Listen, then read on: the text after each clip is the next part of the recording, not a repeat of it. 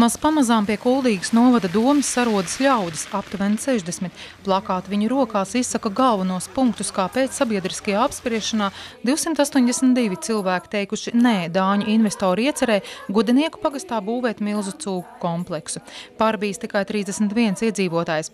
Lai arī Kuldīgas novada domes attīstības komiteja jau 11. februārī nolēma neatbalstīt fermas būvniecību, piketētāji atzina, ka vēlas šai problēmai pievērst visas Latvijas uzmanību. Es būtu laikam arī šeit un tad, ja tas būtu Skrundā, ja tas būtu Raņķos vai kaut kur vēl citur, tā ir mūsu zemīte. Sākotnēji saņemot Sielata agro kompleksa būvniecības ieceri, Kuldīgas novada pašvaldība priecājusies, ka izdosies piesaistīt investīcijas, bet būvas prezentācijas laikā janvārī, uzklausot iedzīvotāju pētījumu rezultātus un iedziļinoties līdzīgu kompleksu problēmās Latvijā un citās Eiropas valstīs, deputāti domas mainījušās. Zinām gandarījumu deva par to darba apjomu, ko mēs esam izdarījuši, savācot materiālus par šādu industriju, jo Latvijā lēmumu pieņēmēji ir ļoti neinformēti par šādām industrijām. Ir jau arī tas, kad zeme tiek piesārņot, un piesārņot tajās vietās, kur mazāk ir cilvēki, tur vairāk arī lej vircu. Vajag suitiem zemi zaļu, nevis dāņu košergaļu. Par kompleksa būvniecību vēl bija jālemj domei. Visi deputāti bija par to, lai šo kompleksu nebūvētu. Kurš lūdzu ir